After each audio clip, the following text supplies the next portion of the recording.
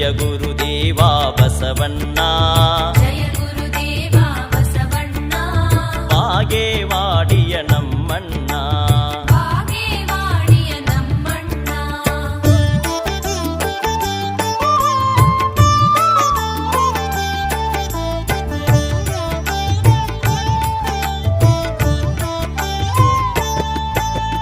ದಾಸೋಹ ಮೂರ್ತಿಯೇ ಬಸವಣ್ಣ, ದಾಸೋಹ ಮೂರ್ತಿಯೇ ಬಸವಣ್ಣ, ಧರ್ಮದ ದಾರಿಗೆ ನಡೆಸಣ್ಣ, ಧರ್ಮದ ದಾರಿಗೆ ನಡೆಸಣ್ಣ. ಶರಣರ ಬಳಗಕ್ಕೆ ಹಿರಿಯಣ್ಣ, ಶರಣರ ಬಳಗಕ್ಕೆ ಹಿರಿಯಣ್ಣ, ಶರಣು ಶರಣು ಶ್ರೀ ಬಸವಣ್ಣ, ಶರಣು ಶರಣು ಶ್ರೀ ಬಸವಣ್ಣ. ಜಯ ಗುರುದೇವ ಬಸವಣ್ಣ. ಜಯ ಗುರುದೇವ ಅಲ್ಲ, ಇದು ನಮ್ಮ ಸಂಸ್ಕೃತಿ. ನಾ ನಿನಗುಣಿಸೋದು, ನೀ ನನಗುಣಿಸೋದು, ಪ್ರೀತಿಯನ್ನ ಹಂಚಿಕೊಳ್ಳೋದು, ದ್ವೇಷವನ್ನಲ್ಲ. ನಾವು ಬದುಕಿನಲ್ಲಿ ಪ್ರೀತಿಯನ್ನ ಹಂಚಿಕೊಳ್ತೇವೆ. ಪರಸ್ಪರರನ್ನು ನೋಡಿ ನಾವು ಪ್ರೀತಿಯಿಂದ ಪರಸ್ಪರರನ್ನ ಗೌರವಿಸೋಣ. ನಾವು ಹೊಟ್ಟೆ ತುಂಬ ಊಟ ಮಾಡ್ತೀವಿ, ಅವರು ಹೊಟ್ಟೆ ತುಂಬ ಊಟ ಮಾಡ್ತಾರ. ಇದರ ಅರ್ಥ ನಾವು ಸುಖವಾಗಿರ್ತೀವಿ, ಅವರು ಸುಖವಾಗಿರ್ತಾರ. ನಾವು ನೆಮ್ಮದಿಯಿಂದ ಇರ್ತೀವಿ, ಅವರು ನೆಮ್ಮದಿಯಿಂದ ಇರ್ತಾರೆ. ನಮ್ಮಲ್ಲಿ ಹಂಗಿಲ್ಲ. ಬಸವಣ್ಣವರು ಹೇಳ್ತಾರೆ, ಕಾಗೆಯೊಂದಗಳ ಕಂಡರೆ ಕರೆಯದೆ ತನ್ನ ಬಳಗವ. ಕೆಟ್ಟ ನೀಚ ಪಕ್ಷಿ ನೋಡ್ರಿ ಅದು. ಮನುಷ್ಯ ಜನ್ಮ ಶ್ರೇಷ್ಠವಾದದ್ದು ಅಂತ ನಾವು ಹೇಳ್ತೇವೆ. ಎಲ್ಲರ ಮುಸುರಿ ಕಂಡ್ರ ಒಂದ ತಿನ್ನೋದಲ್ಲದು, ಕಾ ಕಾ ಅಂದು ಇಡೀ ಬಳಗಾನ ಕುಡಿಸ್ತೈತಿ. ಎಲ್ಲ ಓಸ ಕಾಗೆ ಕೂಡ ಮುಸುರಿ ಹಂಚಿಕೊಂಡು ತಿಂತಾವು. ಆದ್ರೆ ಮನುಷ್ಯ ಜನ್ಮ ಶ್ರೇಷ್ಠ ಜನ್ಮದಲ್ಲಿ ಹುಟ್ಟಿದ ನಾವು ಹಂಚಿಕೊಂಡು ತಿನ್ನು ಅಂದ್ರೆ ಹರ್ಕೊಂಡು ತಿಂತೀವಲ್ಲಪ್ಪ. ಯಾಕೆ ಇದು? ಯಾಕೆ? ಯುವಕರ ಮುಂದೆ ಈ ಪ್ರಶ್ನೆ ಇರಲಿ. ಎಲ್ಲಿ ನೋಡಿದಲ್ಲಿ ಭ್ರಷ್ಟಾಚಾರ ತಾಂಡವ ಆಡ್ತಾ ಇದೆ, ದೌರ್ಜನ್ಯಗಳು ತಾಂಡವ ಆಡ್ತಾ ಇವೆ, ಸಣ್ಣ ಸಣ್ಣ ಮಕ್ಕಳ ಮೇಲೆ ಅತ್ಯಾಚಾರಗಳು ನಡೀತವೆ, ಬಲಾತ್ಕಾರಗಳು ನಡೀತವೆ. ಇವೆಲ್ಲ ಯಾಕೆ ಹಾಕವು? ಅದಕ್ಕೆ ನಾವು ಒಳ್ಳೆಯ ಸಂಸ್ಕೃತಿಯಿಂದ ಬಂದಂಥವ್ರು. ನಮ್ಮ ದೇಶ ಸುಸಂಸ್ಕೃತವಾದ ದೇಶ. ನಮ್ಮ ಹೆತ್ತ ತಂದೆ ತಾಯಿಗಳು ಜಗತ್ತಿನಲ್ಲೇ ಆದರ್ಶಪ್ರಾಯರಾದಂಥ ತಂದೆ ತಾಯಿಗಳು. ನಮ್ಮ ಸಂಸ್ಕೃತಿ ಬಹಳ ಎತ್ತರಕ್ಕೆ ಬೆಳೆದಂಥದ್ದು. ಅದಕ್ಕೆ ಸಾಕ್ಷಿಯಾಗಿ ಇವತ್ತು ನಿಮ್ಮ ಕಾಲೇಜಿನೊಳಗೆ ಉದ್ದಕ್ಕೂ ರಂಗೋಲಿ ಹಾಕಿರಿ ನೋಡಿರಿ. ನಾವು ನಮ್ಮ ಸಂಸ್ಕೃತಿಯ ಪ್ರತೀಕವು ಶಾಂತಮೂರ್ತಿ ಸರ್ ಕರ್ಕೊಂಡೋಗಿ ಮುದ್ದಾಂ ತೋರಿಸಿದ್ರಲ್ಲಿ. ಇಲ್ಲದೆ ಹೋದ್ರೆ ನಾವು ಒಬ್ಬರೊಬ್ರು ಹಾಳಾಗಿ ಹೋಗ್ತೀವಿ. ಇದರಲ್ಲಿ ಪೋಷಕರ ಜವಾಬ್ದಾರಿ ಕೂಡ ಬಹಳ ದೊಡ್ಡದು. ಒಬ್ಬ ಹುಡುಗ ಶಾಲೆಗೆ ಹೋಗಿದ್ದ. ಶಾಲೆ ಬಿಟ್ಟು ಬರೋ ಮುಂದೆ ಅಪ್ಪ ಹಂಗ, ಮಗ ಹಿಂಗ, ಮೊಮ್ಮಗ ಹಿಂಗ. ಒಂದು ಕಡೆಗೆ ಸಂಸ್ಕೃತಿಯ ಬೇರು ಒಂದು ಕಡೆಗೆ ತಪ್ಪಿ ಹೋತು ಅಂದ್ರೆ ಹೆಂಗ ಉದ್ದಕ್ಕೂ ತಪ್ಪಕೊಂತ ಹೋಗ್ತತೆ. ಯಾಕೆ ನಮ್ಮ ಕಣ್ಣು ಮುಂದೆ ಇಂಥ ಉದಾಹರಣೆಗಳು ಸಿಗ್ತಾವ? ಎಲ್ಲ ಒಂದು ಕಡೆ ದೆಹಲಿಯೊಳಗ ಆದಂತಹ ಒಂದು ಪ್ರಕರಣವನ್ನು ಟಿವಿ ಒಳಗೆ ಬಹಳ ಬಹಳ ದಿವಸ ಎಲ್ಲೆಲ್ಲ ಹೇಳ್ತಿದ್ರು. ಈಗ ಅಂತ ಸುದ್ದಿ ಕಾಮನ್ ಅನ್ನಂಗೆ ಆಗಿಬಿಟ್ಟ. ಹೇಳಕ್ ಹತ್ತಾರ ಅಂದ್ರೆ ನೋಡಪ್ಪ ಮತ್ತೊಂದಾಗೈತೆ ನೋಡಂತಾರೆ. ಈಗ ಅಷ್ಟ ಅನ್ನಂಗ ಆಗಿ ಹೋಗ್ಬಿಟ್ಟೈತೆ ಅದು. ಎಂಥ ದೇಶ ನಮ್ಮದು ಏನು? ಅದಕ್ಕೆ ಯುವಕರಾದಂಥವರು ಸ್ವಲ್ಪ ಇದ್ರ ಬಗೆಗೆ ಆಲೋಚನೆ ಮಾಡಬೇಕು. ಯಾಕಂದ್ರೆ ಯುವಕರು, ನೀವು ನಮ್ಮ ನಾಡಿನ ಭವಿಷ್ಯ, ನೀವು ನಮ್ಮ ಬದುಕಿನ ಭರವಸೆ. ನಾವು ಹೆಜ್ಜೆ ಕುಂತವ್ರು ನಮ್ದು ಏನಾಗೋದದ? ಈ ನಾಳೆ ಸುಂದರವಾದ ರಾಷ್ಟ್ರ ನಿರ್ಮಾಣ ಆಗಬೇಕಾಗುತ್ತೆ ಅಂದ್ರೆ ಅದು ಯುವಕರಿಂದನೇ ಸಾಧ್ಯ. ನಿಮ್ಮ ಸಂಭ್ರಮಕ್ಕೆ ಕೊರತೆ ಬಾರದಿರಲಿ, ನೀವು ನಿರಾಶರಾಗದಿರಿ. ತಮ್ಮ ಯೋಚನೆ ಮಾಡ್ರಿ. ಬಣ್ಣ ಬಣ್ಣದ ಅಂಗಿ ಹಾಕೊಂಡು ಬಂದಿರಿ. ನೀವು ಕೇಳಿದಷ್ಟು ದುಡ್ಡು ನಿಮ್ಮ ಮನೆಯಾಗ ಕೊಟ್ಟಾರ. ಇಲ್ಲಿ ಬಂದು ಕುಂತು ಆರಾಮ್ ನಕ್ಕೊಂತ ಕುಂತೀರಿ. ಇದೆಲ್ಲದಕ್ಕೆ ಯಾರ ಕಾರಣ? ಹಡದು ತಾಯಿ ತಂದೆ ಹೌದಲ್ಲ? ತಾಯಿ ತಂದೆ ತ್ಯಾಗ ಮಾಡ್ಯಾರ ಅಂತನ ನೀವು ಇಲ್ಲಿ ಇಷ್ಟು ಚಂದ ಕುಂದ್ರಾಕ ಸಾಧ್ಯ ಆಗೈತಿ. ಮತ್ತು ಅವರ ಪರಿಶ್ರಮಕ್ಕೆ ನೀವು ಅವರ ಪರಿಶ್ರಮದ ಋಣವನ್ನು ನೀವು ತೀರಿಸ್ಬೇಕೋ ಬೇಡ? ಅದಕ್ಕೆ ಬೆಲೆ ಐತೋ ಇಲ್ಲ? ಒಂದು. ಎರಡನೇದು, ತಾಯಿ ತಂದೆ ಎಲ್ಲಿ ತನ ನಿಮ್ಮನ್ನು ಸಲಹುತ್ತಾರ ವಿಚಾರ ಮಾಡ್ರಿ. ತಾಯಿ ತಂದೆ ನಿಮ್ಮನ್ನು ಎಲ್ಲಿ ತನ ಸಲಹುತ್ತಾರ? ನಿಮಗೆ ಗ್ರಾಜುಯೇಷನ್ ಓದಿಸ್ಬೋದು, ಮಾಸ್ಟರ್ ಡಿಗ್ರಿ ಓದಿಸ್ಬೋದು, ಆಮೇಲೆ ತಮ್ಮ ನೀನು ನೋಡ್ಕೊರಪ್ಪ ಅಂತಾರ. ಅವ್ರ ಕೈಲೇನೂ ಏನೂ ಆಗುದಿಲ್ಲ.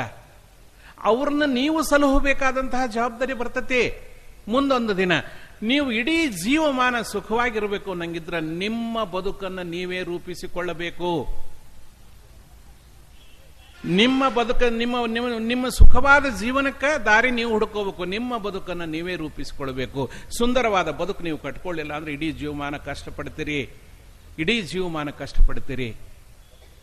ಅದಕ್ಕೆ ನೀವು ಕಲಿತು ಹೋದ ಮೇಲೆ ನೌಕರಿ ಸಿಗಲಿಲ್ಲ ಅಂದ್ರೆ ನೀವೇನ್ ಮಾಡಾರಪ್ಪ? ಎಷ್ಟು ಜನಕ್ಕೆ ನೌಕರಿ ಸಿಗ್ತದೆ ಹೇಳ್ರಿ?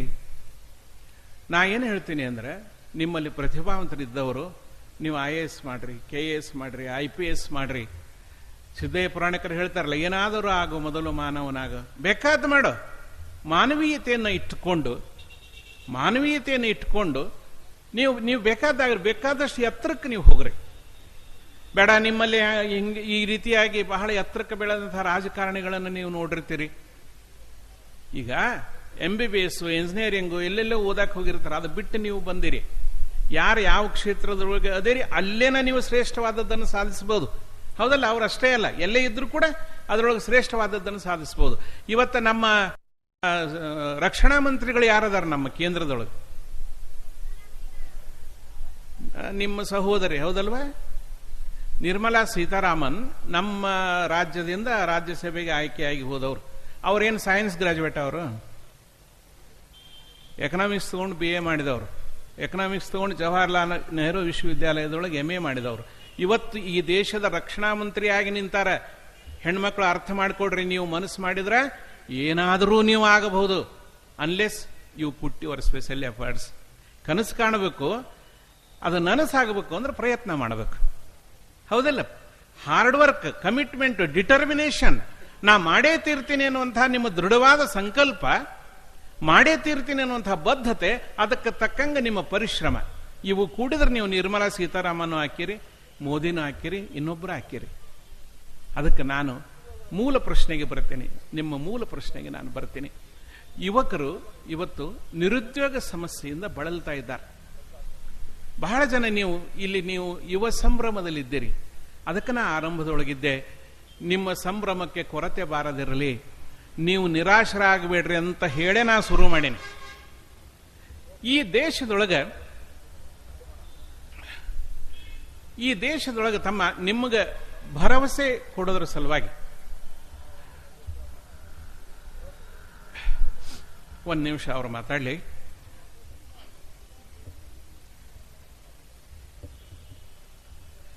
ಮಾತಾಡ್ಬೋದಾ? ನಿಮಗೆ ಭರವಸೆ ಕೊಡೋದ್ರ ಸಲುವಾಗಿ ನಾನು ಈ ಮಾತು ಹೇಳ್ತೀನಿ. ನಮ್ಮ ದೇಶದೊಳಗೆ ನೌಕರಿ ಮಾಡೋರು ಸಂಖ್ಯೆ ಎಷ್ಟೈತಿಪ್ಪ? ಪರ್ಸೆಂಟೇಜ್ ಎಷ್ಟು ಪರ್ಸೆಂಟ್ ಜನ? ನಾವು 100 ಕೋಟಿ ಮ್ಯಾಲೆ ಮತ್ತೆಷ್ಟದೀವಿ? 27, 30 ಕೈ ಸೈಲ್ ಬಿಟ್ರೆ ಇನ್ನೂ ಮ್ಯಾಗ ಹೋಗ್ತದೆ. ಇಷ್ಟು ಮಂದಿ ಇದೀವಲ್ಲ, ಇಷ್ಟು ಜನರೊಳಗೆ ಎಷ್ಟು ಪರ್ಸೆಂಟ್ ನೌಕರಿ ಮಾಡಾರದಾರ ಹೇಳ್ರಿ? ಹಾರ್ಡ್ಲಿ 5%. ಅದಕ್ಕೆ ನಿಮಗೆ ಹೇಳ್ತೀನಿ, ನಾನು ನಿರಾಶೆ ಆಗಬೇಡ್ರಿ ಅಂತ ನಿಮಗೆ ಹೇಳ್ತೀನಿ. 95% ಜನ ಅತ್ಯಂತ ಸ್ವಾಭಿಮಾನದಿಂದ, ಗೌರವದಿಂದ ಬದುಕು ಕಟ್ಟಿಕೊಂಡಾರೋ ಇಲ್ಲ? ಅಂದ್ರೆ ಆ ಬದುಕು ಕಟ್ಕೊಳ್ಳಕ್ ಸಾಧ್ಯತೆ ಇಲ್ಲ? ಸಾಧ್ಯ ಐತಿ. ಅದರ ಸಲುವಾಗಿ ಮುಗುಲ ಹರಕೊಂಡ ಮೈ ಮ್ಯಾಗಿ ಬಿದ್ದವರಂಗ ನಿರಾಶರಾಗಿ ಕೂಡಬೇಕಾದ ಅಗತ್ಯ ಇಲ್ಲ. ಮನಸ್ಸಿದ್ದವನಿಗೆ ಮಾರ್ಗ ಐತಿ, 100 ಮಾರ್ಗಗಳದಾವ. ಸುಮ್ಮನೆ ನೆವ ಹೇಳೋರಿಗೆ ಏನಾಗೋದೈತಿಪ್ಪ? ನಮಗೆ ಸಮಸ್ಯೆ ಬಾಳದವ್ರಿ ಅನ್ನ. ಒಬ್ಬ ಹುಡುಗ ಅವ್ರ ಅಪ್ಪಗ ಬಳ್ಳ ಅಂದ, ಅಲ್ಲೋ ಮನಿ ಹಿಡಿದು ಕುಂದಿರ್ತಿಯಲ್ಲೋ ತಮ್ಮ, ಹೋಗಲೆ ಏನಾರ ಕೆಲಸ ಮಾಡು. ಹಂಗ ಕುಂದ್ರ, ಏನಪ್ಪ ಕೆಲಸ ಕೊಡಿಸೋಲ್ಲಿ ಒಂದು ಹಂಗ ಅಡ್ಡಾಡಕ್ ಹಚ್ಚಿದ್ ನಮ್ಮನ. ಕೆಲಸ ಮಾಡ್ತೀವಿ, ಹಂಗ ಕೆಲಸ ಮಾಡಂದ್ರ ನೋಡ್ರಿ ಮಗ ಅಪ್ಪಗ. ರಾಷ್ಟ್ರೀಯ ಸೇವಾ ಯೋಜನೆ ಶಿಬಿರದಲ್ಲಿ ಇದನ್ನ ಇಟ್ಕೊಂಡು ಬಹಳ ಒಳ್ಳೆ ಕೆಲಸ ಮಾಡ್ರಿ. ನೀವು ಒಂದು ಅರ್ಥ ಮಾಡ್ಕೊಳ್ಬೇಕು, ನಮ್ಗೆ ಸ್ವಾತಂತ್ರ್ಯ ಸಿಕ್ಕಾಗ್ಲಿಂದಾನೂ ಕೂಡ ಸರ್ ಆ ಮಾತು ಹೇಳಿದ್ರು. ಇವತ್ತಲ್ಲ ಅವತ್ತನೇ ಈಗೇನು 11,500 ಕೋಟಿ ಎಂತ ಮೋದಿ ಸರ, ನೀರವ್ ಮೋದಿ, 9,000 ಕೋಟಿ ವಿಜಯ ಮಲ್ಯ, ಇಂಥವ್ರು ಒಂದು ಲಿಸ್ಟ್ ಐತಿ, ದೊಡ್ಡ ಲಿಸ್ಟ್ ಐತಿ, ಹೆಸರು ಬರಲಾರದು ಬಹಳ ಮಂದಿ ಇದಾರೆ. ಇಂಥವ್ರ ದುಡ್ಡು ಯಾರ್ದದು? ಕಷ್ಟಪಟ್ಟು ದುಡಿದಂತಹ ರೈತರು ಏನು ಅವರು ತಮ್ಮ ಬೆವರಿನಿಂದ ದುಡಿದು ಬ್ಯಾಂಕಿಗೆ ಇಟ್ಟರಲ್ಲ ಅಂತ ತಗೊಂಡು ಓಡಿ ಹೋದ್ರು ಅವರು. ಅಲ್ಲಿ ಈ ಇಂಡಸ್ಟ್ರಿಗಳ ಮೇಲೆ ಅದನ್ನ ಪ್ರಯೋಗ ಮಾಡೋದ್ರ ಬದಲಿ ಈ ನೆಲದ ಮೇಲೆ, ಈ ಭೂಮಿ ಮೇಲೆ, ಈ ಮಣ್ಣಿನ ಮೇಲೆ, ರೈತರ ಮೇಲೆ ಅದನ್ನ ಆ ಸಾಧನೆಯನ್ನ ಮಾಡಿ ತೋರಿಸಿದ್ರೆ ಎಂದೋ ಏನೋ ನಮ್ಮ ದೇಶ ಸುಧಾರಣೆ ಆಕ್ಕೈತಿ. ಇವತ್ತಿಗೂ ಕೂಡ ಒಂದು ನಾವು ಅರ್ಥ ಮಾಡ್ಕೊಳ್ಬೇಕು, ಎಲ್ಲಿವರೆಗೆ ನಮ್ಮ ಹಳ್ಳಿಯ ರೈತನ ಬದುಕು ಸುಧಾರಣೆ ಆಗೋದಿಲ್ಲ ಅಲ್ಲಿವರೆಗೆ ಈ ದೇಶದ ಸುಧಾರಣೆ ಖಂಡಿತವಾಗಿಯೂ ಆಗೋದಿಲ್ಲ. ನೋಡ್ರಿ, ಇಷ್ಟೆಲ್ಲ ಅದಾವಲ್ಲ, ಇವನ್ನ ಸಂಘಟಕರು ಇಟ್ಟಾರ ಕಾಣದ ರಾಷ್ಟ್ರೀಯ ಸೇವಾ ಯೋಜನೆಯವರು. ಚಕ್ಕಡಿಗೆ ಆಲಿದಾವ, ಕುಂಟ ಐತಿ, ಇಲ್ಲಿ ಕುಡುಗೋಲ್ ಇಟ್ರಿ, ಅದ ಸಲಿಕೆ ಐತಿ. ಈಗಿನ ಹುಡ್ರಿಗೆ ಕೇಳ್ರಿ ಅದ್ರ ಹೆಸರು ಸಹಿತ ಹೇಳಕ್ ಬರೋದಲ್ಲ. ನಿಮಗೆ ನಾವು ಒಂದು ಮಾತು ಕೇಳ್ತೇನೆ. ಈ ನಗ ಹಾಸಿದವ ಕಂಬಾರವ, ಚಕ್ಕಡಿ ಗಾಲಿಗೆ ಹಳಿ ಬಡದವ ಅವ ಕಂಬಾರವ, ಕೂರಿಗೆ ತಾಳ ಹಾಸಿದವ ಆ ಶೆಡ್ಡಿ ಮಾಡಿ ಕೊಟ್ಟವ ಕಂಬಾರವ. ಒಬ್ಬ ರೈತಗ ಒಂದು ವರ್ಷಕ್ಕೆ ಕೃಷಿ ಕೆಲಸಕ್ಕೆ ಏನೇನು ಬೇಕು ಈ ಎಲ್ಲ ಸಲಕರಣೆಗಳನ್ನ ಈಗ ಇದು ಕುಡುಗೋಲು ಮೊದಲು ಮಾಡಿ, ಬಾಯಿಗುತ್ಲಿ ಮೊದಲು ಮಾಡಿ, ಸಲಿಕೆ ಮೊದಲು ಮಾಡಿ ಕಂಬಾರವ ಮಾಡಿಕೊಟ್ಟಾನೆ. ನಾ ಈಗಿನ ಕೇಳದಲ್ಲ, ಹಿರಿಯರನ್ನ ಕೇಳ್ತೀನಿ, ಕುಡ ಹಣಸಾಕ ಎಷ್ಟು ರೊಕ್ಕ ಕೊಡ್ತಿದ್ರಿ ನೀವು ಕಂಬಾರಿಗೆ? ಕುಡುಗೋಲು ಹಣಸಾಕ ಎಷ್ಟು ರೊಕ್ಕ ಕೊಡ್ತಿದ್ರಿ? ಚಕ್ಕಡಿ ಗಾಲಿಗೆ ಹಳಿ ಬಡಸಕ್ಕೆ ಎಷ್ಟು ರೊಕ್ಕ ಕೊಡ್ತಿದ್ರಿ?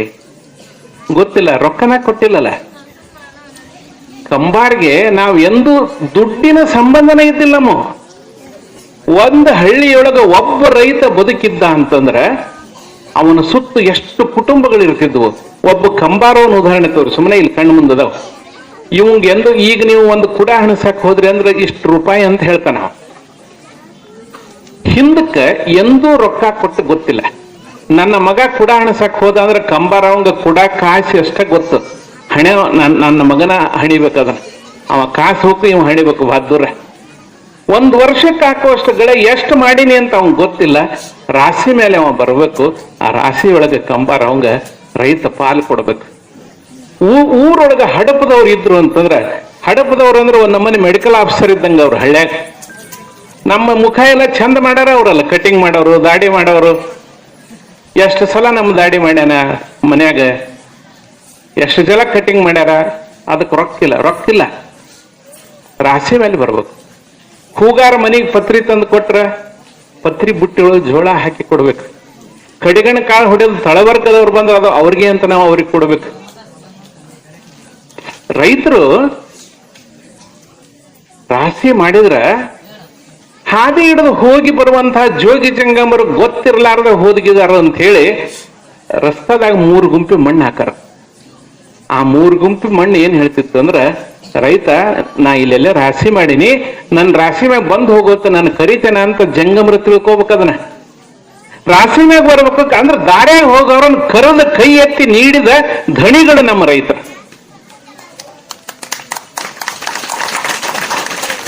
ಈ ಕೂರಿಗೆ ಐತಲ್ಲ, ಈ ಕೂರಿಗೆ ಒಳಗ 3 ತಾಳದವ. ರೈತ ಇದನ್ನು ಬಿತ್ತುತ್ತಾನೆ. 3 ತಾಳದೊಳಗೆ ಬಿತ್ತಿದ್ದು, ಒಂದು ತಾಳದಲ್ಲಿ ಬಿತ್ತಿದ್ದು ಪಶು ಪಕ್ಷಿಗಳಿಗಂತ, ಒಂದು ತಾಳದಲ್ಲಿ ಬಿತ್ತಿದ್ದು ಈಗಿನ ಟರ್ಮ್ಸ್ ನೊಳಗೆ ಹೇಳಬೇಕಂದ್ರೆ ಸರ್ಕಾರಕ್ಕೆ ಟ್ಯಾಕ್ಸ್ ರೂಪದೊಳಗೆ ಕೊಡಕಂತ. ಒಂದು ತಾಳದಲ್ಲಿ ಬೆಳೆದಿದ್ದು ಮಾತ್ರ ರೈತ ಉಣ್ತಾನ ಅಂತ ಹೇಳ್ತಾರೆ. ಒಂದು ತಾಳದಲ್ಲಿ ಬೆಳೆದಿದ್ದು ಮಾತ್ರ ರೈತ ಉಣ್ತಾನ ಅಂತ ಹೇಳ್ತಾರೆ. ದಾರ್ಯಾಗ ಹೋಗೋರನ್ನ ಕರೆದು ಕೊಟ್ರು ಅಂತ ಹೇಳಿದ್ನಿಲ್ಲ ನಾನು. ಒಬ್ಬ ತಾಯಿ ಮನೆಗೆ ಬಂದ ಜಂಗಮನನ್ನ ಕರೆದು ಸತ್ಕರಿಸಿ ಉಣಬಡಿಸಿ ದಕ್ಷಿಣೆ ಕೊಟ್ಟು ಅವ್ರನ್ನ ಬೀಳ್ಕೊಡೋ ಮುಂದೆ ಕೇಳ್ತಾಳ, ಎಲ್ಲಿ ಹೋಗ್ತೀರಿ ಏನು? ಮುಂದಿನೂರು, ಇಲ್ಲೇ ಹೋಗ್ರಿ ಇಟ್ಟಿಗೆಗೆ. ಊರ್ ಮುಂದೆ ಹಂಚಿನ ಮನಿ, ದೊಡ್ಡ ಬೇವಿನ ಗಿಡ, ಅದ್ರ ನೆಳ್ಳಾಗ ಒಂದು ಹೊರಸಿನ ಮ್ಯಾಗ ಇಲ್ಕಲ್ ಸೀರೆ ಉಟ್ಕೊಂಡು ಒಂದು ಮುದುಕಿ ಪಗಡೆ ಆಟ ಆಡ್ಕೊಂತ ಕುಂತಿರ್ತಾಳಲ್ಲ, ಆಕಿ ನಮ್ಮವ್ವ. ಆಕಿ ಅಲ್ಲಿ ದಾರ್ಯಾಗ ಕಲ್ಲಿನ ಭಾಗ ಕಾಣಿಸ್ತದಲ್ರಿ, ನಮ್ಮ ಮಣ್ಣು ಕಟ್ಸ್ಯಾಣ. ತಾ ನೀಡ್ಯಾಳ, ತಾ ಉಣಿಸ್ಯಾಳ, ಅಷ್ಟು ತೃಪ್ತಿ ಆಗಿಲ್ಲ ಆಕಿಗೆ. ನನ್ನ ತವ್ರ ಮನೆಗೆ ಹೋಗ್ರಿ ಅಂತಾಳ. ಜಂಗಮರನ್ ಕರೆದು ಹೇಳ್ತಾ, ಯಾವ್ದೋ ಆಫೀಸಿಗೆ ಹೋಗ್ತೀರಿ, ಮಳೆಗಾಲ ಸರಿಯಾಗಿ ಆಗೋದಿಲ್ಲ, ಹೊಲದಾಗ ಒಂದು ಬೋರ್ ಹಾಕ್ಸಿದ್ರೆ ನೀರಾವರಿ ಮಾಡ್ಕೊಂಡೇನೋ ಅಂತ ಹೇಳಿ ಇದ್ದು ಬಿದ್ದದ್ದು ಮಾರಿ ಒಂದು ಬೋರ್ ಹಾಕಿಸ್ತೀರಿ, ಬೋರ್ನ್ಯಾಗ ನೀರು ಬೀಳ್ತೈತಿ. ಆದ್ರೆ ಬೋರ್ನ್ಯಾಗ ಬಿದ್ದ ನೀರು ಹೊರಗೆ ಬೀಳ್ಬೇಕಲ್ಲ, ಕರೆಂಟ್ ಬೇಕದಕ್ಕೆ.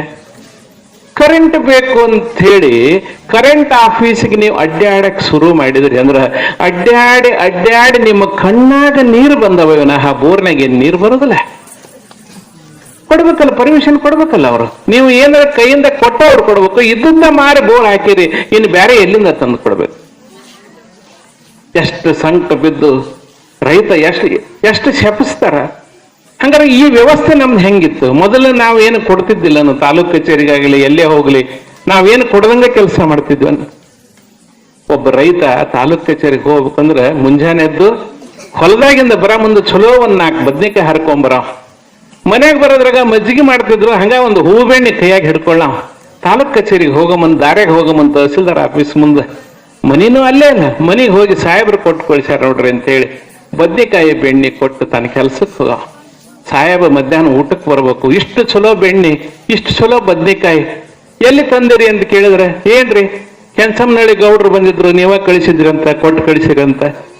ನಾ ಎಲ್ಲಿ ಕಳಿಸೀನಿ ಅಂದ್ರೆ ಹೇಳಿದ್ರು ಅವರು. ಇವ ಬಂದು ಆಫೀಸಿಗೆ ಕುಂದಿರ್ಬೇಕು, ಇವ್ರು ಗೌಡ್ರು ಹೋಗಿ ನಮಸ್ಕಾರ ರೀ ಅನ್ಬೇಕು. ಯಾರು ನೀವು? ನಾವು ಕೆಂಚಮ್ಮನಹಳ್ಳಿ ರೀ. ನಿಮ್ಮನ ಬೆಣ್ಣೆ ತಂದಾರ.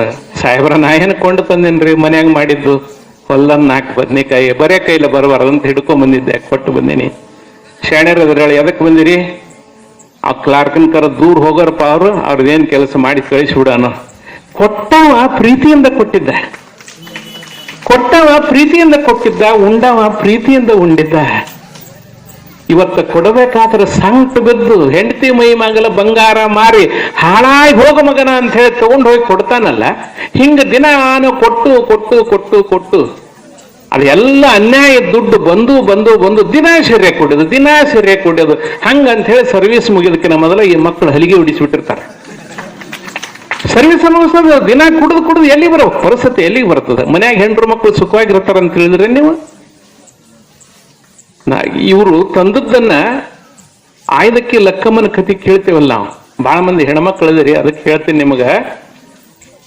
ಅಕ್ಕಿ ಆರಿಸಿ ಕಲ್ಯಾಣದೊಳಗೆ ಹಾದಿಯಾಗಿ ಬಿದ್ದುದು, ಅಲ್ಲಿ ಅಕ್ಕಿ ಆರಿಸಿ ತಂದು ಪ್ರಸಾದ ಮಾಡಿ ಎಲ್ಲರಿಗೂ ಉಣಿಸಿ ತಾವು ಉಣ್ತಿದ್ರು. ಒಂದು ದಿವಸ ಹೊತ್ತಕತೆ, ಆ ಕತೆ ಹೇಳಕ್ ನಿಂತ್ರ ಅದ ಬಾಳತ್ತ ಕತೆ. ಅದಕ್ಕೆ ಒಂದು ದಿವಸ ಹೊತ್ತಕ್ಕದ ಕಾಯಕಕ್ಕೆ ತಡವಾದದು ಎನ್ನ ಆಳದನೆ ಅಂತ ಹೇಳತ್ಲೆ ಇವ ಮರುವಿನಿಂದ ಕುಂತಿದ್ದ ಎದ್ದು ಹೋಗ್ತಾರ. ಬಸವಣ್ಣವ್ರು ವಿಚಾರ ಮಾಡ್ತಾರ, ಭಾಳ ಹೊತ್ತಾಗ್ಯದ ಇವತ್ತ, ಪಾಪ ಊರು ತುಂಬ ಅಡ್ಡಾಡ್ತಾನೆ ಅಂತ ಹೇಳಿ ಹಿಂಗ್ ತಮ್ಮ ಮನೆ ಮುಂದಲ್ ದಾರ್ಯಾಗ ರಸ್ತದಾಗ ಬಸವಣ್ಣವ್ರು ಏನ್ ಮಾಡಿಬಿಡ್ತಾರ, ಪಾಪ ಭಾಳ ಹೊತ್ತಾಗ್ಯದ ಊರು ತುಂಬ ಅಡ್ಡಾಡ್ತಾನೆ, ಅಕ್ಕಿ ರಾಸೆ ರಸ್ತದಾಗ ಸುರಿಸ್ಬಿಡ್ತಾರ. ಇವ ಬಿದ್ದ ಅಕ್ಕಿ ಆರಿಸೋದು ಇವನು ಕಾಯ್ಕಲ್ರಿ. ಅದಕ್ಕೆ ನೋಡಿದ ಕೂಡಲೇ ಅವ ಮರು ಆಗಿಬಿಡ್ತದೆ. ತನಗೆ ಎಷ್ಟು ಬೇಕಷ್ಟ ಅಕ್ಕಿ ತಗೊಂಡು ತಿರುಗಿ ಮನೆಗೆ ಹೋಗ್ಬಿಡ್ತಾನೆ. ಹಿಂಗ್ ಹೋದವ ಹಿಂಗ್ ಬರ್ತಾನ, ಹೆಂಡತಿ ಮನಿ ಬಾಗಲಾಗ ನಿಂತಿರ್ತಾಳೆ. ಇವ ನಕ್ಕೊಂತ ಬರೋದು ನೋಡಿ ಆಕಿಗೆ ಏನ ಆಗ್ಯದ ಇದ್ರಾಗ ಅನಿಸ್ತದ. ಅಂದ್ ಬಾಗಲಿಗೆ ಅಡ್ಡ ಕೈ ಕೊಟ್ಟು ನಿಲ್ತಾಳ. ನಿಲ್ರಿ ಅಂತಾಳೆ. ಏನವು ತೋರಿಸ್ತಾನ ಅಕ್ಕಿ ಏನು. ಈ ಸಕ್ಕಿ ಆಸೆ ನಿಮಗೇಕೆ ಮಾರಾಯಿಗಳೇ? ಕೊಂಡು ತಂದಿರ, ಕದ್ದು ತಂದಿರ, ಬಳಿದು ತಂದಿರ, ಮರಳಿ ಇಳಿಹೆ ಬನ್ನಿ, ಕಾಯಕದಕ್ಕಿ ಆ ತನ್ನಿ ಸುಪ್ರಸಾದಕ್ಕೆ. ನೋಡ್ರಿ, ಮನೆಯನ್ನ ಹೆಂಡತಿ ಹಿಂಗ್ ಹೋಗಿ ಹಿಂಗ್ ಬಂದಿರಿ, ಇಷ್ಟ ಅಕ್ಕಿ ಒಮ್ಗೆ ತಂದ್ರಿ, ಎಲ್ಲಿಂದ ತಂದ್ರಿ ನೀವು ಅಂತ ಪ್ರಶ್ನೆ ಮಾಡಿದ್ಲಕ್ಕಿ. ಹೌದಲ್ಲ, ಅಲ್ಲಿ ಇದ್ದು ಅವರು ದೊಡ್ಡ ಮನುಷ್ಯರು ಯಾರೋ ಏನೋ ಸುರುವ್ಯಾರ್ರಿ, ಅವರು ದೊಡ್ಡವ್ರು ಬಿಡ್ರಿ ಸುರುವಲ್ರಕ್ಕ, ನೀವೆಷ್ಟು ದೊಡ್ಡವ್ರು ತರರು ಅಂದ್ಲಕ್ಕಿ. ದುಡಿಲಾರ್ದ ಕಾಯಕ ಮಾಡ್ಲಾರ್ದ ಬಂದದ್ದು ತಿನ್ನಬಾರದು ಅನ್ನೋದು ನಿಮಗ್ ಗೊತ್ತಿಲ್ಲನೋ ಅಂತ ಕೇಳಿದ್ಲು. ನಾ ಯಾಕೆ ಹೇಳ್ತೇನೆ ಅಂದ್ರೆ ಹೆಣ್ಮಕ್ಳು ಅರ್ಥ ಮಾಡ್ಕೊಡ್ರಿ. ಈಗ ಒಬ್ಬರ ಹೆಣ್ಮಕ್ಳು ಮನ್ಯಾಗ ಲಂಚ ತಗೊಂಡು ಮನೆಗೆ ಬಂದ ಗಂಡಗ ಬಾಗಲಿಗೆ ಅಡ್ಡ ಕೈ ಕೊಟ್ಟು ಎಲ್ಲಿಂದ ತಂದೆ ಗಂಡನೆ ಅಂತ ಕೇಳೋರು ಯಾರು ಅದಾರನು?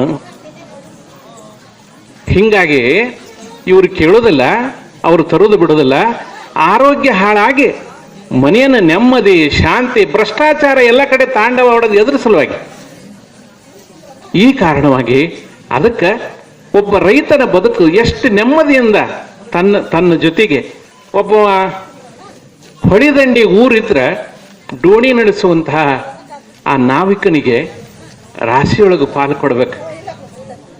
ಹೌದು, ಕುಂದ್ರಮ್ಮ ಕೂಡುತ್ತಾಯಿ. ಅದಕ್ಕೆ ಮೂಲಭೂತವಾದ ಬೀಜ ಪ್ರಶ್ನೆ ನಾನು ರೈತರಿಗೆ ಮಾಡ್ತೀನಿ. ಇಷ್ಟು ನಮ್ಮ ರೈತರು ಸುಖವಾಗಿದ್ರು ಅಂತ ನಾ ಹೇಳಿದೆ.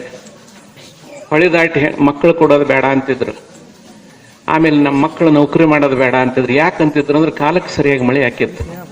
ಎತ್ತಬೇಕಂತ ಬಂದು ಬೆಳೆದು ಬಂದು ಬಿದ್ದದ್ದು ತಿನ್ನಾಕ ಬಾಯಿ ಇರ್ತಿದ್ದಿಲ್ಲ ನಮ್ಮ ಮಕ್ಕಳಿಗೆ.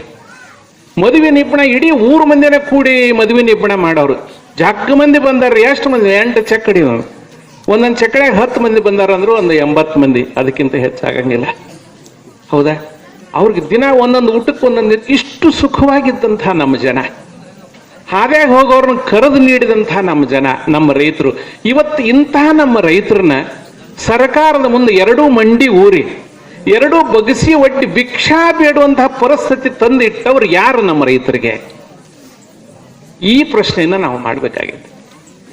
ಈ ಪರಿಸ್ಥಿತಿ ಯಾಕೆ ಬಂದು? ನಮಗೆ ಸಾಲ ಮನ್ನಾ ಮಾಡ್ರಿ, ಎಲ್ಲ ಕಡೆ ಐತಲ್ಲ. ಈಗ ನಾವು ಸರ್ಕಾರದವರು ಇಲ್ಲಿ ಮಾಡೀವಿ, ನೀವು ಕೇಂದ್ರದಾಗ ಮಾಡ್ರಿ. ಆಮೇಲೆ 0% ಬಡ್ಡಿ ಕೊಡ್ರಿ, 3% ಹಂಗೆ ನೀವು ಬಡ್ಡಿ ಕೊಡ್ರಿ. ಈ ಪರಿಸ್ಥಿತಿಗೆ ಏನು ಕಾರಣ ನೋಡ್ರಿ. ಇಲ್ಲಿ ಒಂದು ಇದನ್ನ ಬರೆದಾರ, ದೃಢವಾದ ಬೀಜ ಬಲವಾದ ಸಸಿ ಅಂತ ಬರೆದಾರ. ಪಾಟೀಲ್ ಸರಿ ಹೇಳಿದ್ರು ಅದನ್ನ. ಬೀಜ ತಯಾರು ಮಾಡೋರು ಮಲ್ಟಿನ್ಯಾಷನಲ್ ಕಂಪ್ನಿಯವರು. ಇಲ್ಲಿ ಔಷಧ ಹೊಡೆಯೋ ಬಿಟ್ಟಾರಲ್ಲ, ಅದು ಈ ಔಷಧ ತಯಾರು ಮಾಡೋರು ಮಲ್ಟಿನ್ಯಾಷನಲ್ ಕಂಪ್ನಿಯವರು. ಗೊಬ್ಬರ ಹಾಕ್ಬೇಕಲ್ಲ, ಆ ಗೊಬ್ಬರ ತಯಾರು ಮಾಡೋರು ಮಲ್ಟಿನ್ಯಾಷನಲ್ ಕಂಪ್ನಿಯವರು. ದೃಢವಾದ ಬೀಜ ಅಂದ್ರಲ್ಲಿ ಇವರು. ಈ ಬೀಜ ನೀವು ಕೊಂಡ್ಕೊಂಡ ಬರ್ಬೇಕೀಗ. ನಾವು ಎಷ್ಟು ಸ್ವಾವಲಂಬಿಗಳಿದ್ದೀವಿ ರೈತ. ನಾವು ನಮ್ಮ ಬೀಜ ನಾವು ಬಿತ್ತಿದ್ವಿ ಇಲ್ಲ, ಚಲೋ ಜೋಳದ ತೆನಿ ಮುರಿದು ಇಡ್ತಿದ್ವಿ. ಬಿತ್ತ ಮುಂದೆ ಅವನ್ನ ಕಾಳು ಮಾಡಿಕೊಂಡು ಅವನ್ನ ನಾವು ಬಿತ್ತಿದ್ವಿ. ಶೇಂಗಾ ಬಿತ್ತಬೇಕಂತಂದ್ರೆ ಚೊಲ ಶೇಂಗಾ ಆರಿಸಿ, ಮೆಣಸಿಕಾಯಿ ಬೀಜ ಮಾಡಬೇಕು ಅಂದ್ರೆ ಚೊಲ ಕಾಯಿ ಆರಿಸಿ ನಮ್ಮ ಬೀಜ ನಾವು ತಯಾರು ಮಾಡ್ಕೊಂತಿದ್ವಿ, ನಾವು ಬಿತ್ತಿದ್ವಿ. ನಾವು ಸ್ವಾವಲಂಬಿ ಇದ್ವಿ, ಇನ್ನೊಬ್ಬರ ಮ್ಯಾಗ ಬೀಜಕ್ಕೆ ಕೈ ಒಡ್ಡುತ್ತಿದ್ದಿಲ್ಲ. ಒಂದೇದು. ಎರಡನೇದ್ದು, ರೈತರ ಸಂಪತ್ತದಲ್ಲ, ಬರೀ ಕುಂಟಿದ್ರೆ ನಡಿಲಿಲ್ಲ, ಇದಕ್ಕೆ ಹೂಡಿ ಹೊಡ್ಯಕ್ಕೆ ಎತ್ತು ಬೇಕಲ್ಲ. ಎತ್ತು ಯಾರ ಮನೆಗದವು ಹೇಳ್ರಿ? ದೊಡ್ಡ ದೊಡ್ಡ ಈ ಹಳ್ಳ್ಯಾಗ 8 ಕಮತಿರುವಂಥವ್ರ ಮನೆಗೆ ಹೋದ್ರೆ ಗ್ವಾದ್ಲಿದವು, ಎತ್ತಿಲ್ಲ. ನಮ್ಮ ಸರ್ಕಾರದವ್ರು ಏನು ಮಾಡಿದ್ರು? ಆಧುನಿಕ ಕೃಷಿ ಪದ್ಧತಿಯಿಂದ ನೀವು ಕೃಷಿ ಮಾಡ್ರಿ, ಎತ್ತು ಮಾರಿ ಬಿಡ್ರಿ, ಟ್ರ್ಯಾಕ್ಟರ್ ತೊಂಬರಿ. ಟ್ರ್ಯಾಕ್ಟರ್ ತರಕ್ ರೊಕ್ಕ ಬೇಕಲ್ಲ, ಉತ್ತಾರ ಕೊಡ್ರಿ, ಬ್ಯಾಂಕ್ನವ್ರು ಕೊಡ್ತಾರೆ. ಟ್ರ್ಯಾಕ್ಟರ್ ತಂದ 6 ತಿಂಗಳು ಒಟ್ಟು ಎಣ್ಣೆ ಹಾಕ್ಸೋದು ಅದು ಇದು ಮಾಡೋದ್ರಾಗ ಮುಂದೆ ಎಣ್ಣೆ ಹಾಕಕ್ಕೂ ರೊಕ್ಕಿಲ್ಲ, ರಿಪೇರಿ ಬಂದದ್ದು ರಿಪೇರಿ ಮಾಡ್ಸಕ್ಕೂ ರೊಕ್ಕಿಲ್ಲ. ಮನ್ಯಾಗ ಎತ್ತಿಲ್ಲ. 8 ಎತ್ತಿದ್ರೆ 4 ಆಕಳಿರವ್, 4 ಎಮ್ಮಿರವ್. ಎತ್ತು ತಿಂದು ಬಿಟ್ಟದ ದಂಟ ಎತ್ತಿ ಹಾಕಿದ್ರೆ ಅವನ್ನ ತಿಂದ ಆ ಎಮ್ಮೆ ಆಕಳ ಬಕೆಟ್ ಗಂಟ್ಲೆ ಹಾಲು ಕೊಡ್ತಿದ್ವು. ಮನ್ಯಾಗ ಮಕ್ಕಳು ಹಾಲು ಕುಡಿದು ದೇಗ್ ಹೊಡಿಬೇಕು. ರಾತ್ರಿ ಅವ್ವ ಹಾಲು ಕಾಯಿಸಿ ಹೆಪ್ಪ ಹಾಕಿದ್ರೆ ಮುಂಜಾನೆ ಎದ್ದು ನೋಡಿದ್ರೆ ಕೆನಿಮಸರು ಎಂಥದ್ದದ. ಒಂದು ರೊಟ್ಟಿ, ಕೆನಿಮಸರು ರೊಟ್ಟಿ, ಒಂದು ಬೆಣ್ಣೆ ರೊಟ್ಟಿ, ಒಂದು ತುಪ್ಪ ರೊಟ್ಟಿ, ಹಾಲು ಮಜ್ಜಿಗೆ ಕೂಡಿಸ್ಕೊಂಡು ರೊಟ್ಟಿ ಮುರಿದು ಹಾಕೊಂಡು ಅದು ಒಂದು ರೊಟ್ಟಿ ಹೊಡೆದು ಮಗ ಗಳೆ ಹೊಡ್ಯಕ್ಕೆ ಹೋದ್ರೆ ಹೊತ್ತು ಮುಣಗತನ ಯಾವ ಹೊಟ್ಟಿಸ್ತತಿ ಅಂದಿರಬಾರದು. ಯಾರ ಮನ್ಯಾಗ ಎಮ್ಮೆದವು, ಯಾರ ಮನ್ಯಾಗ ಆಕಳದವು, ಯಾರ ಮನ್ಯಾಗ ಹೈನೈತಿ ಹೇಳ್ರಿ ನೋಡೋಣ. ಎಲ್ಲ ಎತ್ತು ಮಾರಾಕ್ ಹಚ್ಚಿದ್ರು, ಆಕಳ ಎಮ್ಮಿ ಮಾರಾಕ್ ಹಚ್ಚಿದ್ರು. ಆಕಳ ಎಮ್ಮಿ ಅದಾವ ಈಗ ಯಾರ ಮನೆಗೆ ಅದಾವ ಹೇಳ್ರಿ? ಬ್ಯಾಂಕಿನ ಆಕಳದಾವ್ ನೋಡ್ರಿ, ಬ್ಯಾಂಕಿನ ಎಮ್ಮಿ, ಬ್ಯಾಂಕಿನ ಆಕಳ.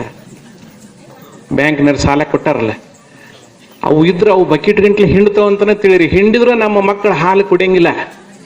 ಯಾಕಂದ್ರೆ ಬ್ಯಾಂಕಿನ ಕಂತು ಕಟ್ಟಬೇಕಲ್ಲಿ ಇವರು. ಹಿಂಡಿದ ಹಾಲು ತಗೊಂಡು ಹೋಗಿ ಡೇರಿಗೆ ಹಾಕ್ತಾರೆ. ಅವ ಕೊಟ್ಟು ರೊಕ್ಕ ತಗೊಂಡು ಅಲ್ಲೇ ಮಗ್ಲಿದ್ದು ಚಾದ ಅಂಗಡಿಯಾಗ ಜಂತವ್ಯಾನ್ ಹಿಡ್ದಂಗೆ ನೀರು ಸೋರ್ತಿರ್ತದ. ಇಲ್ಲಾಡದಂಥದ್ದು ಇಟ್ಟು ಚಾ ಕುಡಿದು ನಮ್ಮ ಮಕ್ಕಳು ಮನೆಗೆ ಬರ್ತಾವ. ಅಮೃತ ಮಾರಿ ವಿಷ ಕುಡಿದು ಮನೆಗೆ ಮಕ್ಕಳು ಬರ್ತಾವ್ರಿ. ನಮ್ಮ ಮನೆ ಮಕ್ಕಳಿಗೆ, ನಮ್ಮ ಮನ್ಯಾಗ ಹುಟ್ಟಿದ ಮಕ್ಕಳಿಗೆ ನಮ್ಮ ಮನ್ಯಾಗ ಹಾಲಿಲ್ಲ ಕುಡಿಸಕ್ಕೆ. ಇದು ಒಂದು ದಿಕ್ಕು. ಹೊಲದಾಗ ಬೆಳೆದು ಬಂದು ಜೋಳ, ಗೋಧಿ, ಕಡ್ಲಿ ನಿಟ್ಟು ಒಟ್ಟಿರೋರು ಮನೆ ತುಂಬ. ನಾವು ಮನೆಯೊಳಗೆ ರೈತರು ನೀವು ವಿಚಾರ ಮಾಡ್ರಿ. ನಾವು ಹಳ್ಳಿ ಬದುಕು ಇನ್ನೂ ಒಟ್ಟು ಪಾಡ ನಿಮ್ಮ ನೋಡ್ರಿ, ನಮ್ಗೆ ಚಂದ ಅನಿಸ್ತತಿ. ದೊಡ್ಡ ದೊಡ್ಡ ಊರಾಗ ಹೋಗ್ರಿ ನೀವು, ಮಕ್ಕಳ ಮನೆನ ಬೇರೆ, ತಾಯಿ ತಂದೆ ಮನೆನ ಬೇರೆ. ಅವ್ರಂತೂ ವೃದ್ಧಾಶ್ರಮದಾಗ ಇಟ್ಟು ಬಿಟ್ಟಿರ್ತಾರೆ. ಈಗ ಈ ನಮೂನಿ ಪರಿಸ್ಥಿತಿ ಬಂದವ. ಹಳ್ಳ್ಯಾಗ ನಾವು ಹೆಂಗಿದ್ವಿ ಅಂದ್ರೆ ಬರೇ ನಾವು ಒಂದ ಮನ್ಯಾಗ ಅಣ್ಣ ತಮ್ಮ ಕಾಕ ಚಿಗಪ್ಪ ಹಿಂಗೆ ಕೂಡಿದ್ದವ್ರಲ್ಲ. ನಾವು ಒಂದ ಮನ್ಯಾಗ ಜನಾನು ದನಾನು ಕೂಡಿದ್ದವ್ರು. ನಾವು ಒಂದು ಮನ್ಯಾಗ ಅರ್ಧ ಮನ್ಯಾಗ ದನ ಇದ್ರೆ ಅರ್ಧ ಮನ್ಯಾಗ ಜನ ಇದ್ದವ್ರು. ನಾವು ಅರ್ಧ ಮನೆಯೊಳಗೆ ನಮ್ಮ ಕಣ್ಣೆದುರಿಗೆ ಹಕ್ಕ್ಯಾಗ ಎತ್ತು ಎಮ್ಮಿ ಏನೆಲ್ಲ ಸಂಪತ್ತು ನಮ್ಮದು, ಅದ ನಮ್ಮ ಸಂಪತ್ತು. ಇವತ್ತ ಅದು ಯಾವುದೂ ಇಲ್ಲ ನೋಡ್ರಿ. ಮನೆ ತುಂಬ ಎತ್ತು ಆಕಳ ಎಮ್ಮಿ ಇರೋದ್ರಿಂದ ಸೆಗಣಿ ಹಾಕ್ತಿದ್ದು. ಇವತ್ತ ವಿಜ್ಞಾನಿಗಳು ಏನು ಹೇಳ್ತಾರ ಅಂದ್ರೆ ತೊಟ್ಲು ತೂಗಿ ತನ್ನ ಜಗಕ್ಕೆ ಬಂದು ನಿಂತು ಅಂತ ಹೇಳಿ ಸಾವಯವ ಕೃಷಿ ಮಾಡ್ರಿ ಅನ್ನಕತ್ತಾರ. ಇವರ ನಮಗೇನು ಮಾಡಿದ್ರು? ಸರ್ಕಾರಿ ಗೊಬ್ಬರ ಹಾಕಕ್ ಹಚ್ಚಿದ್ರು, ಸರ್ಕಾರಿ ಎಣ್ಣೆ ಹೊಡ್ಯಕ್ ಹಚ್ಚಿದ್ರು. ಈಗ ಭೂಮಿ ಕೆರ ಆಗಿ ಹೋಗೈತಿ, ಸರ್ಕಾರಿ ಗೊಬ್ಬರ ಹಾಕ್ಬೇಡ್ರಿ, ಎಣ್ಣೆ ಹೊಡಿಬೇಡ್ರಿ ಅಂತಾರ, ಸಾವಯವ ಕೃಷಿ ಮಾಡ್ರಿ ಅಂತಾರ. ಸಾವಯವ ಕೃಷಿಗೆ ಮುಖ್ಯವಾದಂತಹ ಗೊಬ್ಬರ ಯಾವ್ದ್ರಿ? ಸೆಗಣಿ ಗೊಬ್ಬರ. ಸೆಗಣಿ ಗೊಬ್ಬರ ಯಾರ ರೈತರ ಮನ್ಯಾಗ ಐತಿ ಹೇಳ್ರಿ ನೋಡಿ? ರೈತರ ಮನ್ಯಾಗ ದನ ಇದ್ರೆ ಸೆಗಣಿ ಇರ್ತತೆ, ದನನೇ ಇಲ್ಲ. ಟ್ರ್ಯಾಕ್ಟರ್ ತಂದು ನಿಲ್ಸಾರಲ್ಲ, ಟ್ರ್ಯಾಕ್ಟರ್ ಇದ್ರೆ ಸೆಗಣಿ ಆಗ್ತತನ್ರಿ? ಟ್ರ್ಯಾಕ್ಟರ್ ಸೆಗಣಿ ಆಗ್ತತಾನೆ ಹೇಳ. ಇರ್ಲಿ, ದೊಡ್ಡ ಏನೋ ಮಾಲ್ ಸಾಕ್ಸಾಕ ಗೊಬ್ಬರ ಹೇರಕ ಟ್ರ್ಯಾಕ್ಟರ್ ಬೇಕಂತ ಇಟ್ಕೊಡ್ರಿ, ಅಷ್ಟ್ರ ಪೂರ್ತಿ ಇಟ್ಕೊಡ್ರಿ. ಮನ್ಯಾಗ ದನ ಇಲ್ಲ ಅಂದಿಂದ ಗೊಬ್ಬರ ಇಲ್ಲ ಅಂದ ಕೂಡಲೇ ನಾವು ಗೊಬ್ಬರಕ್ಕೆ ಸಹಿತ ದಲಾಲರಂಗ ಸಾಲ ಮಾಡಿ ಗೊಬ್ಬರ ತರ್ಬೇಕು, ಬೀಜಕ್ಕೆ ದಲಾಲರಂಗ ಸಾಲ ಮಾಡಿ ಬೀಜ ತರ್ಬೇಕು. ಮನ್ಯಾಗ ಉಣ್ಣಾಕ ಕಿರಾಣಿ ಅಂಗಡಿಗೆ ಹೋಗೋದು ಬೇಕಾಗಿದ್ದಿಲ್ರಿ. ನೀವು ಕಾಳು ಕಡಿ ಜೋಳ ಬ್ಯಾಳೆ ಮನ್ಯಾಗ ಬೆಳೆದದು ಇರ್ತದೋ, ಹಾಲು ಹೈನ ಮನ್ಯಾಗ ಇರ್ತಿತ್ತು. ಈಗ ಅನ್ನ ಉಣ್ಣೋದು ಅದು ಇದು. ನಮ್ಮ ಹಳ್ಳ್ಯಾಗ ಒಂದು ಗಾದೆ ಮಾತು ಹೇಳ್ತಿದ್ರಿ, ಕೇಳಿರ ನೀವು? ಯಾರ ಬ್ಯಾರೆ ಅಕ್ಕಿವಂದ್ರೆ, ತಮ್ಮ ಬ್ಯಾರ್ಯಾಗ ಏನು ಅಕ್ಕಿ ಮಮ್ಮು ಉಣ್ಬೇಕಂತ ಮಾಡಿ ಏನ್ ನೀನು ಅನ್ನೋರು. ಅಕ್ಕಿ ಮಮ್ಮು ಉಣ್ಣೋದಂದ್ರೆ ಸ್ಪೆಷಲ್ ಅಕೇಜನ್ ಅಂತ ತಿಳ್ಕೊಂಡಿದ್ರು. ಹೌದಾ? ನಮ್ಮ ಜನ ಏನು ನವಣಕ್ಕಿ ಅನ್ನ ಹೊಡೆದೇನು, ಜೋಳದ ಮುಚ್ಚು ಮಜ್ಜಿಗೆ ಹೊಡೆದೇನು, ಹೆಂಗಿದ್ರು ಅವ್ರು ಅಂಥದ್ದು ಊಟ ಮಾಡಿ ಹೆಂಗಿದ್ರು? ಕಲ್ಲು ತಿಂದು ಕಲ್ಲು ಕರಗಿಸಂಗ್ ನಮ್ಮ ಮಕ್ಕಳು ಮಿರ್ರಿ ಮಿಂಚವ್ರು. ಈಗ ಮಿಂಚ್ತಾರ ನೋಡ್ರಿ. ಎಲ್ಲೆಲ್ಲಿ ಜ್ಯೋತಿ ಹೊಡೆದು ಬಿಸಿಲಿನ ಮುಖ ಹೊಡೆದು ಮಂದಿನೇ ಎಬ್ಬಿಸ್ಬೇಕು, ನೀರು ಹೊಡೆದು ಅವಾಗ ಮಿಂಚ್ತಾರ ಅವ್ರು. ಎಲ್ಲೈತಿ ನಮ್ಮ ಪರಿಸ್ಥಿತಿ? ನಾವು ಎಲ್ಲಿಗೆ ತಂದಿಟ್ಟಿವಿ? ನಮ್ಮಲ್ಲಿ ಸಾವಯವ ಕೃಷಿಗೆ ಗೊಬ್ಬರ ಇಲ್ಲ. ಎಷ್ಟರ ಮಟ್ಟಿಗೆ ನಮ್ಮನ್ನ ಅತಂತ್ರ ಮಾಡ್ಯಾರ ಅಂದ್ರೆ, ನಮ್ಮ ಬೀಜ ನಾವು ಬಿತ್ತಂಗಿಲ್ಲ, ನಮ್ಮ ಗೊಬ್ಬರ ನಮಗಿಲ್ಲ, ನಮಗೆ ರೋಗನ ಬರ್ತಿದ್ದಲ್ಲ, ಔಷಧ ಹೊಡಿತಿದ್ದಲ್ಲ, ಔಷಧ ಹೊಡ್ಯಾಕ ಹಚ್ಚಿದ್ರೆ. ನಿಮ್ಗೆ ಇನ್ನೊಂದು ಬಹಳ ಕೆಟ್ಟದ್ದು ಹೇಳ್ತೀನಿ. ನಮ್ಮ ಮನ್ಯಾಗ ಒಂದು ಆಕಳ ನೆಸಿಗೆ ಬಂದ್ರೆ ಮನ್ಯಾಗ ಹುಟ್ಟಿದ ಹರಿಯದ ಹೋರಿಗೆ ಆ ಆಕಳ ಹತ್ತುವಂತಹ ಸ್ವಾತಂತ್ರ್ಯ ಇಲ್ಲ.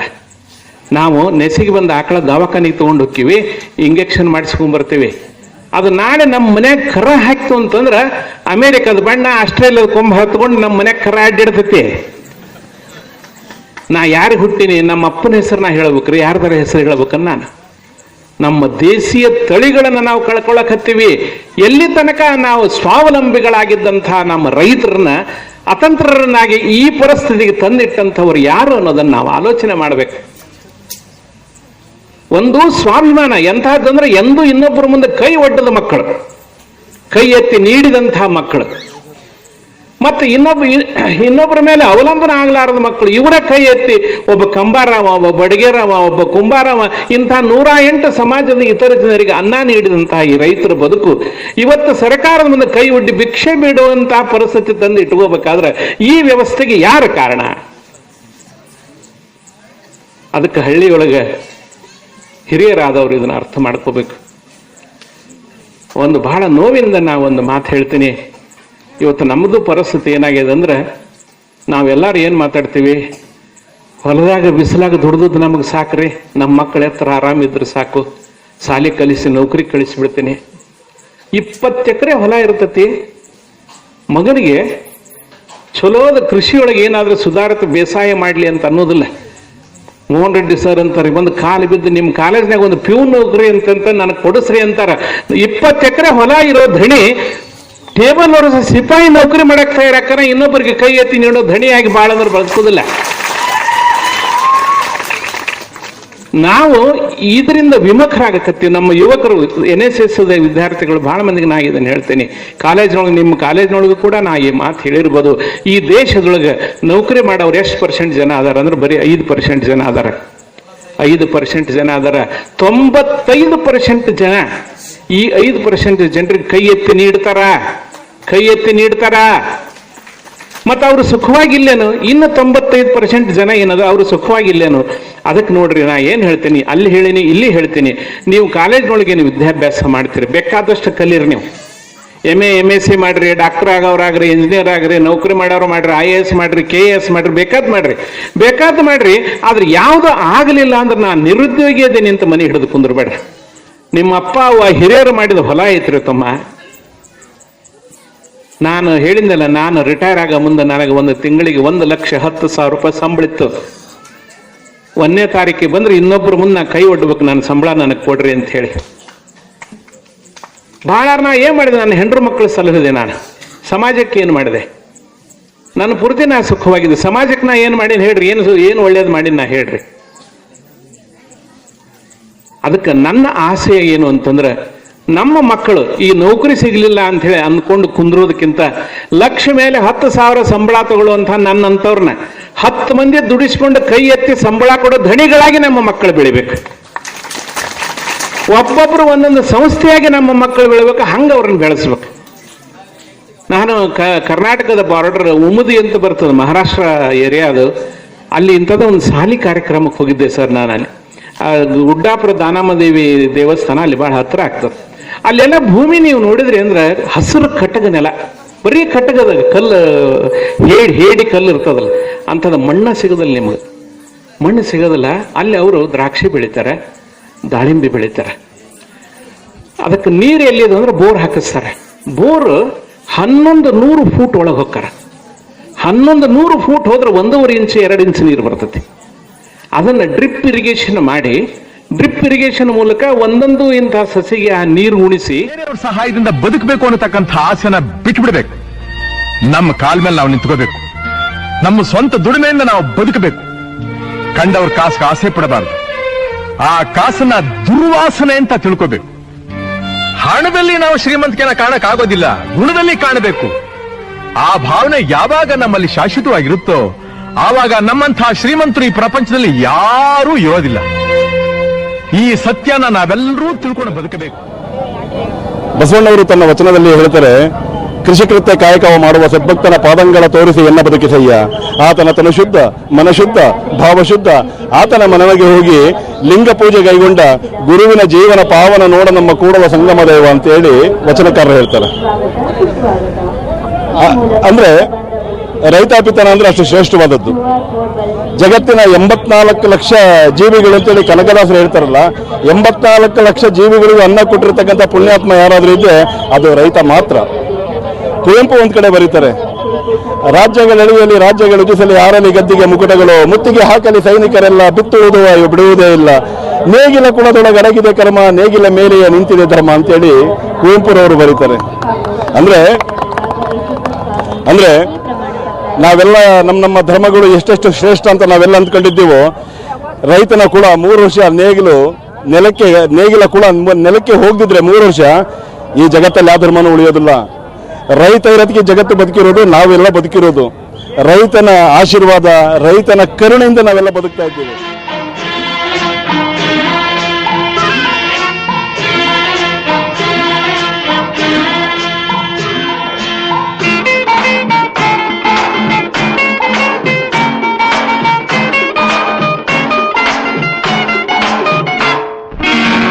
ಕೆಸರಾದರೆ ಬಾಯಿ ಮೊಸರೆಂಬ ಹಿರಿಯರ ಅನುಭವ ಸತ್ಯ, ಇದ ನೆನಪಿಡಬೇಕು ನಿತ್ಯ.